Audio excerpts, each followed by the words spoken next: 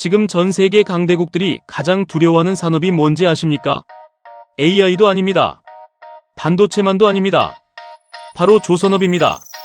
더 놀라운 건 미국, 영국, 독일 같은 초강대국들은 이제 대형 배를 제대로 못 만든다는 사실입니다.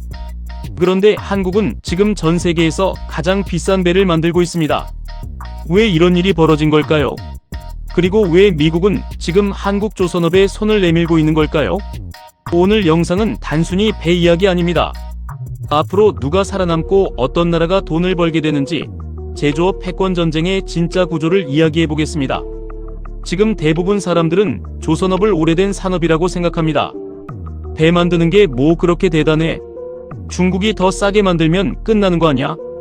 이렇게 생각하죠. 그런데 현실은 완전히 반대입니다. 지금 세계 경제에서 가장 진입장벽이 높은 산업 중 하나가 바로 조선업입니다. 왜냐하면 배는 단순 공산품이 아니기 때문입니다. 자동차는 몇 달 늦어도 큰 문제가 안 생길 수 있습니다. 하지만 배는 다릅니다. 배 한 척이 늦어지면 전 세계 물류가 꼬입니다. 석유 운송이 밀리고 LNG 공급이 흔들리고 컨테이너 물류가 지연됩니다. 그래서 선주들은 가격보다 더 중요하게 보는 게 있습니다. 바로 절대 늦지 않는 나라입니다. 그런데 여기서 중요한 사실이 있습니다. 과거 세계 조선업 최강국은 한국이 아니었습니다. 영국이었고 미국이었고 독일이었습니다. 특히 2차 세계대전 당시 미국은 하루 만에 군함을 찍어낼 정도의 생산력을 가졌습니다. 그런데 지금은 상황이 완전히 달라졌습니다. 왜 강대국들은 조선업을 포기했을까요? 많은 사람들이 한국과 일본의 저가 공세 때문이라고 생각합니다. 하지만 실제 이유는 조금 다릅니다. 유럽은 조선업에서 진 것이 아니라 스스로 전략을 바꾼 겁니다. 왜냐하면 일반 상선은 돈이 안 됐기 때문입니다. 컨테이너선이나 유조선은 규모는 크지만 마진이 높지 않습니다. 힘들게 만들어도 남는 돈이 적습니다. 반면 배의 핵심 엔진이나 자동화 시스템은 마진이 훨씬 높습니다. 크루즈선도 마찬가지입니다. 한 척 가격이 1조 원이 넘고 수익성도 매우 높습니다. 그래서 유럽은 생각을 바꿨습니다. 힘든 건 아시아에 맡기고 우리는 돈 되는 핵심만 하자. 이 전략이었습니다.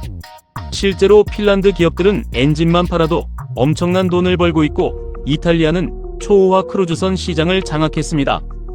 즉 유럽은 제조를 포기한 게 아니라 가장 돈 되는 영역으로 이동한 겁니다. 그런데 문제는 여기서 발생했습니다. 일반 상선을 포기하자 산업 생태계 자체가 무너지기 시작한 겁니다. 숙련공이 사라졌고 부품업체가 무너졌고 납기 경험이 끊겼습니다. 결국 군함 생산 능력까지 약해졌습니다. 그리고 지금 미국이 그 위기를 느끼고 있습니다. 중국은 미친 속도로 배를 만들고 있는데 미국은 군함조차 제때 못 만드는 상황이 벌어지고 있습니다. 이걸 모르면 앞으로 더 힘들어집니다. 지금 세계는 단순한 무역 경쟁이 아닙니다. 누가 실제로 만들 수 있는가의 싸움으로 바뀌고 있습니다. 그리고 이 순간 가장 중요한 나라 중 하나가 바로 한국입니다. 그렇다면 한국은 어떻게 세계 조선업 최강자가 됐을까요? 사실 여기에는 세 가지 무서운 진입장벽이 있습니다. 첫 번째는 국가보증금융입니다. 배 한 척 가격은 수천억 원입니다. 그런데 돈은 바로 못 받습니다. 계약금만 조금 받고 나머지는 3년 뒤 배를 넘길 때 받습니다. 문제는 그 3년 동안입니다. 철판 사야 하고 직원 월급 줘야 하고 공장 돌려야 합니다. 돈이 엄청나게 필요합니다. 그래서 조선업은 사실상 금융산업과 연결되어 있습니다. 한국은 여기서 강했습니다. 한국수출입은행 같은 정책금융기관이 조선소를 보증해줬기 때문입니다. 쉽게 말해 국가가 이 회사 안 망합니다라고 보증을 서준 겁니다. 그러자 은행들이 돈을 빌려줬고 조선소는 대형 수주를 할 수 있었습니다. 하지만 유럽은 이 구조가 약했습니다. 결국 자금 조달에서 밀리기 시작했습니다. 두 번째는 납기 실적입니다. 이게 정말 무섭습니다. 조선업은 신뢰산업입니다. 선주들은 싸게 만드는 나라보다 절대 안 늦는 나라를 원합니다. 한국은 1970년대부터 그 신뢰를 만들었습니다. 조선소도 제대로 없던 시절 그리스 선주에게 초대형 유조선을 수주했습니다. 그리고 약속한 날짜에 정확히 배를 넘겼습니다. 그 뒤로 한국은 외환위기, 금융위기, 코로나까지 겪으면서도 납기를 지켜왔습니다. 이 50년의 기록이 지금 한국 조선업의 진짜 자산입니다. 하지만 대부분 사람들은 여기서 무너집니다. 사람들은 기술만 있으면 따라잡을 수 있다고 생각합니다. 하지만 산업은 시간이 쌓여야 만들어집니다. 신뢰는 돈으로 살 수 없습니다. 세 번째는 산업 생태계입니다. 이게 정말 중요합니다. 배 한 척에는 수만 개의 부품이 들어갑니다. 철강, 용접, 엔진, 케이블, 자동화 시스템까지 모두 연결됩니다. 한국은 이계한 지역에 모여 있습니다. 포항 철강, 창원 기계, 거제 조선소, 부산 항만까지 하나의 벨트처럼 이어집니다. 차로 1시간, 2시간 거리입니다. 그래서 속도가 나옵니다. 아침에 나온 철판이 점심에 조선소에 들어갑니다. 이 속도가 납기를 만들고 그 납기가 신뢰를 만들고 그 신뢰가 다시 수주를 가져옵니다. 반면 유럽은 국가별로 산업이 흩어져 있었습니다. 부품 하나 늦으면 전체 공정이 밀립니다. 물류비도 비쌉니다. 결국 경쟁력이 약해졌습니다. 그런데 여기서 또 하나의 거대한 변수가 등장합니다. 바로 중국입니다. 지금 중국은 조선업에서 엄청난 속도로 한국을 추격하고 있습니다. 이미 일반 상선 시장은 사실상 중국이 장악했습니다. 컨테이너선 시장 점유율은 압도적입니다. 중국은 국가 돈을 쏟아붓고 있습니다. 보조금, 인력, 설비, 금융까지 전부 밀어줍니다. 그리고 엄청나게 빠르게 성장하고 있습니다. 솔직히 말하면 일반 상선 분야에서는 이미 한국이 밀리는 영역도 많습니다. 그런데 한국이 아직 지키고 있는 최후의 성벽이 있습니다. 바로 LNG 운반선입니다. LNG선은 그냥 배가 아닙니다. 영하 163도의 액화천 연가스를 실어야 합니다. 극저온 상태를 유지해야 하고 용접 기술도 엄청나게 까다롭습니다. 조금만 잘못돼도 가스가 새고 사고가 날 수 있습니다. 그래서 아무 나라나 못 만듭니다. 한국은 이 기술을 거의 50년 가까이 쌓아왔습니다. 그리고 지금도 세계 최고 수준입니다.